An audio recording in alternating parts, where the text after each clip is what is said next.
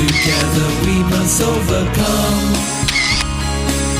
To beat this virus, fight as one. For a life of health and harmony.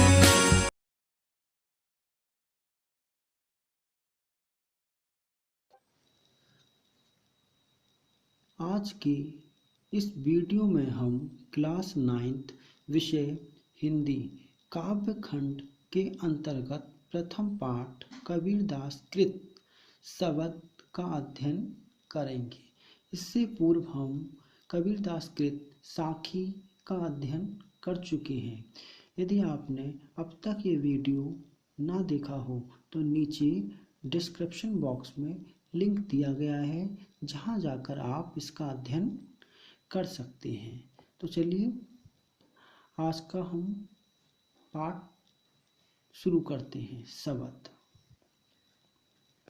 मोको कहाँ ढूंढे बंदे, मैं तो तेरे पास में, ना देवल में ना मैं मस्जिद में, कावे कैलाश में, ना तो मैं कौनी क्रिया कर्म में, नहीं योग बैराग में, खोजी होए तो तुरंत मिलियूं पल भर की तलाश में, कहीं कबीर सुनो भाई साधु, सब सांसों की श्वास में।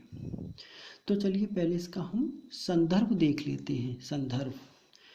प्रस्तुत काव्य पंक्तियां हमारी पाठ्य पुस्तक क्षितिज के शब्द नामक पाठ से ली गई हैं। इसके रचयिता कबीरदास जी हैं। ये रहा आपका प्रसंग। प्रस्तुत पंक्तियों में कबीरदास जी ने ईश्वर की सर्वज्ञता को बताया है, अर्थात ईश्वर हर कण कण में व्याप्त है।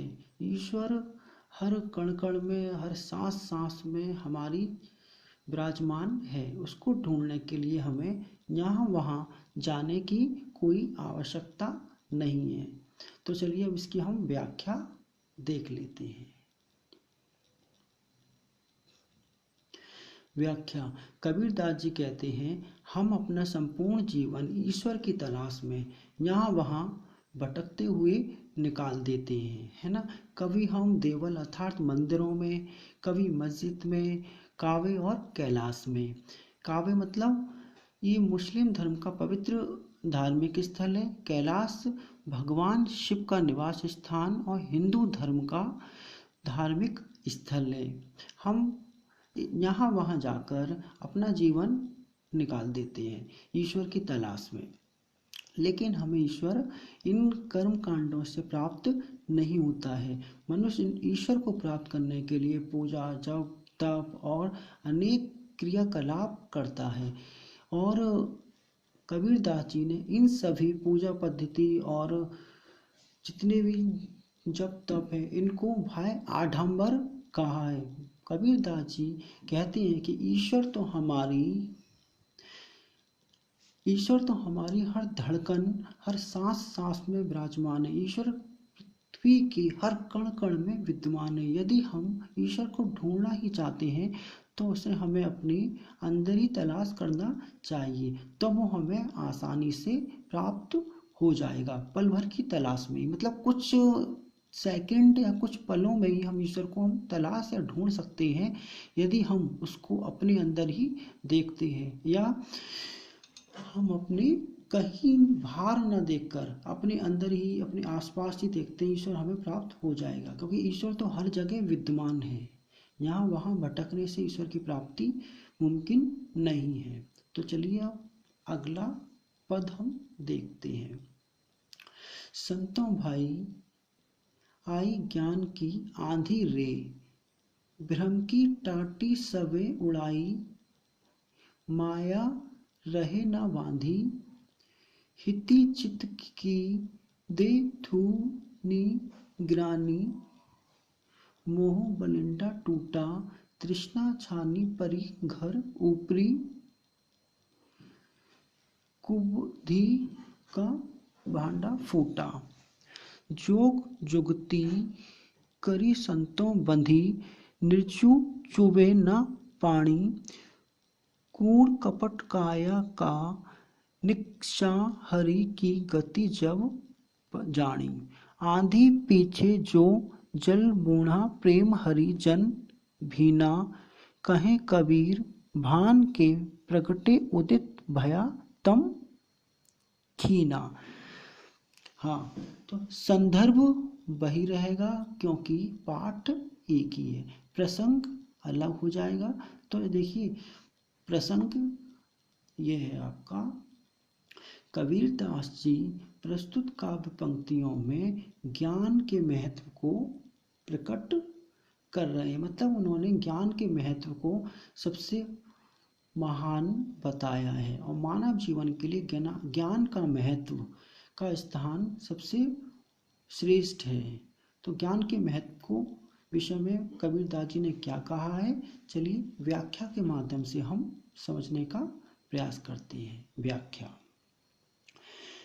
कबीरदास जी ने ज्ञान के महत्व को स्पष्ट करते हुए कहा है कि ज्ञान की तुलना उन्होंने आंधी से की है। आंधी से करते हुए उन्होंने कहा है कि जब आंधी चलती है तो कमजोर झोंपड़ी की दीवारें गिर जाती हैं और वहाँ सारे जो बंधन होते हैं वह मुक्त हो जाते हैं और जो खंभे धराशायी होकर चारों ओर गिर जाते हैं और जो खंभे चारों ओर गिर जाते हैं। खंभे गिरने से तात्पर्य है कि उसी प्रकार जब वो व्यक्ति को ज्ञान प्राप्त होता है तो वह उसके अंदर का मोह माया और सारे जो बंधन होते हैं वह टूट जाते हैं और वो मोह माया के बंधन से मुक्त होकर अपने अंदर एक परम आनंद की सत्ता को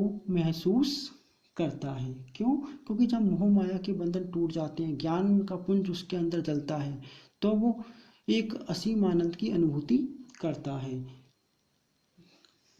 छत को गिरने से रोकने के लिए, जिस प्रकार से छत को गिरने से रोकने के लिए एक मजबूत लठ या डंडा बीचों बीच लगा होता है ना, जिससे छत ऊपर सधी रहती है। जब वो खंभा भी टूट जाता है तो क्या होता है, छत चारों ओर भर भरा के गिर पड़ती है और टूट जाती है और जो छत गिरने से क्या होता है, वहाँ सामान रखा भी उसमें दबकर नष्ट हो जाता है।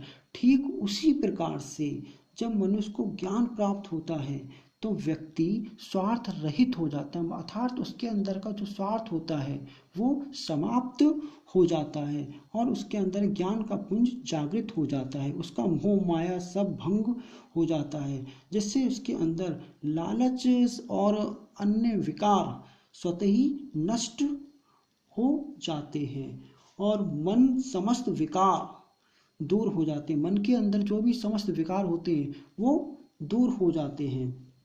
और किंतु इस आंधी का प्रभाव जो मजबूत प्रवृत्ति वाले लोग होते हैं, अर्थात जो ज्ञानवान और संतोषी या सज्जन स्वभाव के व्यक्ति होते हैं, उनके ऊपर नहीं पड़ता है। क्यों? क्योंकि उनके ऊपर इसलिए प्रभाव नहीं पड़ता है क्योंकि वो सत प्रवृत्ति के लोग होते हैं, उनके अंदर ज्ञान का प्रादुर्भाव होता है, वो स्वभाव से साधु प्रवृत्ति के होते हैं और उनके ऊपर इस आंधी का कोई प्रभाव नहीं पड़ता है। और जब आंधी पीछे चल पूर्ण प्रेम हरि जन भीना, अर्थात देखिए जिस प्रकार से प्राय आंधी के बाद वर्षा या पानी की बूंदें बरसती हैं तो क्या होता है, जो वातावरण है वो शीतल और स्वच्छ हो जाता है। ठीक उसी प्रकार से क्या होता है कि मन, जब व्यक्ति को ज्ञान प्राप्त हो जाता है तो उसका मन निर्मल और पवित्र हो जाता है और वो ईश्वर की भक्ति में लीन हो जाता है। मतलब ज्ञान प्राप्ति के बाद मनुष्य के अंदर मोह माया के सारे बंधन टूट जाते हैं और ईश्वर की सत्ता या ईश्वर को वो प्राप्त कर लेता है, मतलब उसकी भजनों में लीन रहने लगता है। तो चलिए आज का वीडियो यहीं समाप्त होता है। जय हिंद, जय भारत।